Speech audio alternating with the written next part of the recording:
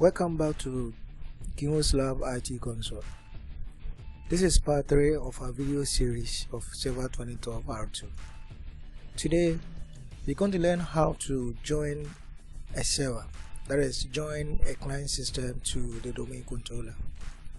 It could be Windows 7, Windows 8, or even Windows 10. So in every organization, the organization has got servers as we have discussed. So this is the server we configured in our previous two parts. As part 1 and part 2, we have configured that. And then that's the domain controller, and that's the server of our organization. And we all know that every organization has got staff personnel. They have got people that will be working in the organization. And the organization that works with computers and all over. We have computers like Windows 8 or Windows 10 that is going to be used in organization. And these computers need to be monitored and controlled by the administrator, of which we are going to use Active Directory Domain services to perform that task.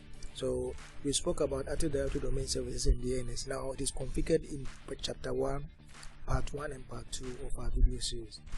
So this test series, we are going to work with the users. After a user joins the company, an account needs to be created for that user before the person can use any of the computers we have in the organization. So we have computers that is in our organization, of which is going to be or needs to be a member of the server, so that the server can manage all those computers. And an account needs to be created for each staff before the staff starts or joins the company, so that it becomes easier for you to manage and administer that client system. So that is basically what we're trying to do. For our lab, we prefer using another server. This is another server, this is member server, and you can see the domain controller has got Active Directory Domain service as well as the domain naming service or system. So for our case, we want to use this to act as Windows 10 or Windows 8 or Windows 7. So we are assuming that this is going to be the client system, of which when the staff members join the company, you're going to use this to work in the organization. For that case, this member server you're seeing, or this system that is going to act as a client, being it Windows 7, Windows 8 or whatever, needs to be joined to the domain controller. So it means that you have to join the member server to the domain controller before the domain controller can manage. Because as we said Active Directory Domain services, its responsibility is manage resources of the network. It could be client, computers, printers, and all the rest. So for that case, you want this system here, that is a member server, to be a member of the domain controller, so that they can be able to manage and control this system throughout the series. So that's what we are trying to do now. Good. So because we are using virtual machine or VMware, there are two things that we need to do to our network adapter. So let's head to our physical system so that I'll show you one or two things there. So on our physical system, you locate your network adapter. So this is where my network adapter falls. So you have to right click on network adapter, then you select Open Network and Sharing Center. This is Windows 10. That is what you're seeing in the interface. Then you look for Change Adapters options over here. Then you come in here, or Start plus R as we saw earlier. You set the type ncpe.cpl and it brings you here straight away, whichever way you want it. And over here, because we have installed VMware gives its own, or it has its own adapters here. So we have VMware network adapter, and we have so we have to make sure that we set our network adapter for the VMware needs to be set to host only, so that these virtual machines here could communicate with our physical system or could communicate with our VMware. That's what we're trying to do now. So what we have to do is head to the server. For the domain controller, remember they should be on the same network. They should be able to communicate before any transaction can take effect. So when you select the domain controller, we go to VM and then we look for settings. Now over there, we check our network adapter. So you see our network adapter is set to host only, which is okay. Now if your network adapter is set to host only over here, make sure it's connected and connect to your power on is also enabled. Then you click on OK. So whatever settings that has been for this DC, you have to have the same thing here also. So here's cross check. So under members or member server, let's check if that one also has the same thing. So you can see it's not having the same thing, so they will not be able to communicate. So make sure you adjust. So we change it, or we switch to host only, and then we click on OK. So that one is taken care of. So now they are all having the same adapter setting. So network, so this one has host only, this one also has one host only. So now we are good to go. And the next thing we do is to check the address that has been given to this system. So let's call ncpa.cpa once again, and then we come here. So this is my domain controller. We saw that the domain controller was having the address 192.168.0.1, and then the DNS was the same thing. So it means that the secondary system, or the client system that is going to become a member of this server, should have an address that is on the same network. Remember, we said an IP address helps us to be able to give identity to a unique identity to each individual system that is a member of the one or that joins the network. So we're going to make sure that the secondary system that we call member server will have two. So apart from the address that has been given to the system here, that is 192.168.0 should be the same, but the last portion should be changed. Apart from repeating one call, when I provide 192.168.0.1 for the member server, for this server, they will become complete, because each system should have a unique identity, so that for easy identification purposes. So we have to do the same thing here. So we right click on your network adapter, open network insurance center, change another settings, or ncpa.cpa. When you execute it, it brings you here direct. So whichever way you prefer, we'll go for that. So now I'm going to double click on this adapter. So you can see here I have 192.168.40, which is not linking to whatever we have. So I'm going to switch to properties. That is when you want to set your own properties, IP version 4. Remember to go for use the following, and then you provide the address manually yourself. So 192.168.0, and then 1. Instead of 1, you change it to 2.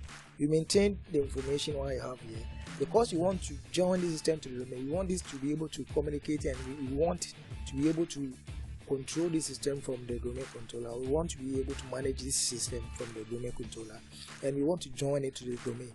In order to join a system to the domain, you have to make sure that the DNS address, the address for the DNS, preferred DNS, should be the same for the domain controller. If not, you'll not be able to join it to the domain controller. So 192 again, 168.0, and I'll provide the address for the DNS. So that is the domain controller's address for the preferred DNS. And I'll click on OK. Another one. Then let's cross check if it has taken it. Now it is perfectly working. So let's ping, or let's check to see if both parties can communicate. So let's launch our command prompt again. So start +X gives you this option, or you can right click on the stats logo. Then you could go for, or you should go for command prompt. You run it as administrator. It's very important. Then when I type IP config, that is it. That helps us to check the IP address. So you see you have two.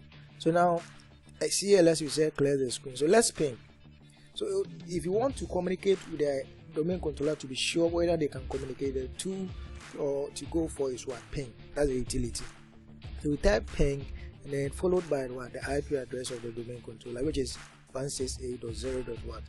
That is the domain controller. She can reply 4 times. So now it means we are able to go.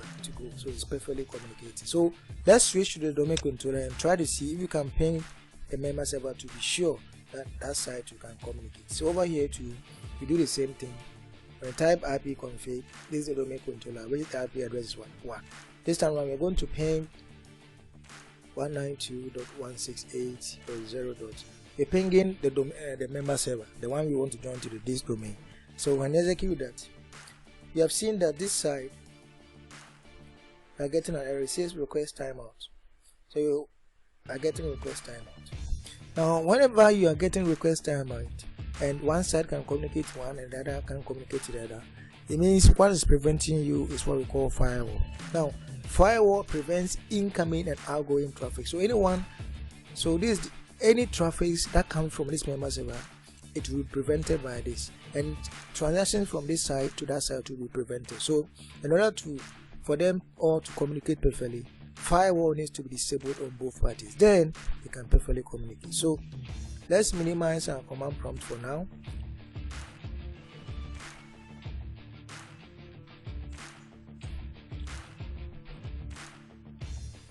So we are going to launch firewall. So you can click on your start button, then type firewall.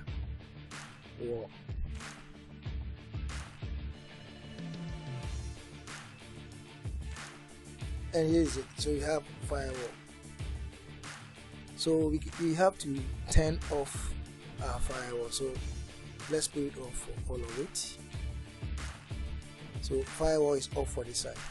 Then you have to do the same for the member server.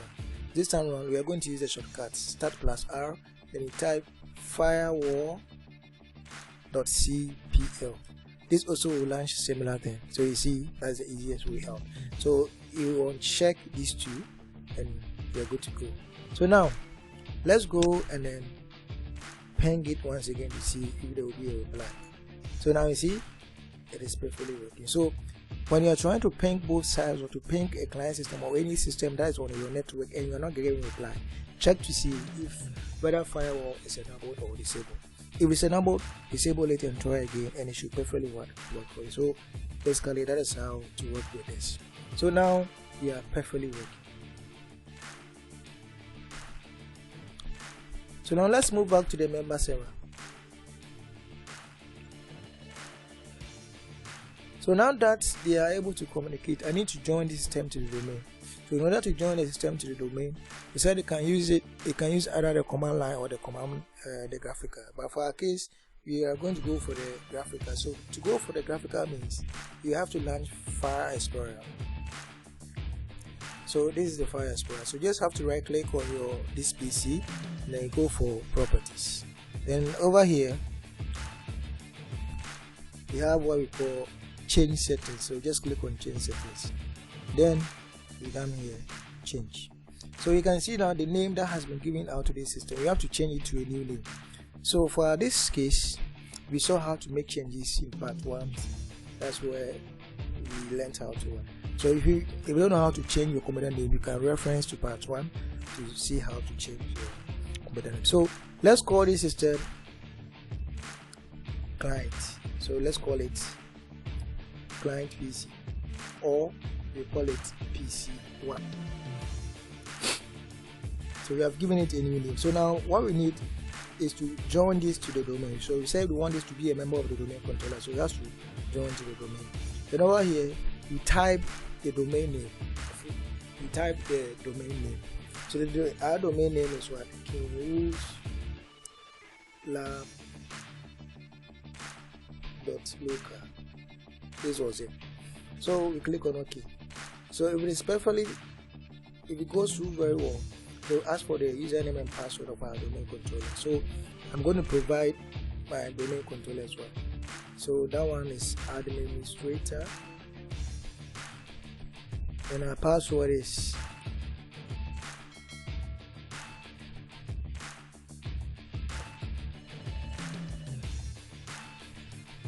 so it didn't work for us. Let's try again.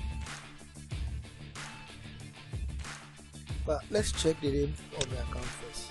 So let's see. Remember, okay, so it's administrator. So it's right.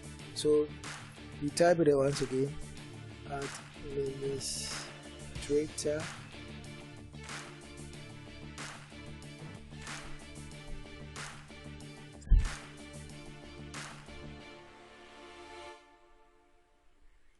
Then we execute. Alright, so it is not working. Let's try again. My password is not working. So administrator,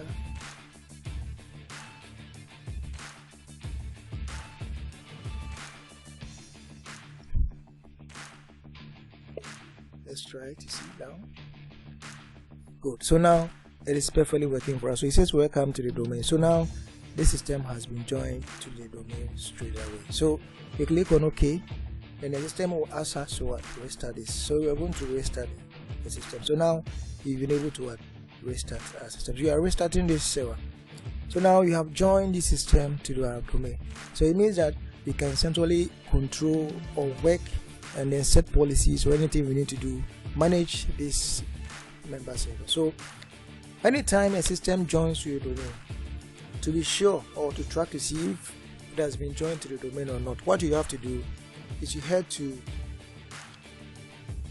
Server Manager, move to Tools, and another time you saw that this is what we'll be using to manage users and computers. Now your computer has been joined to the domain, so you have to come in here and check it out here. Active Directory users and computers. So let's expand that.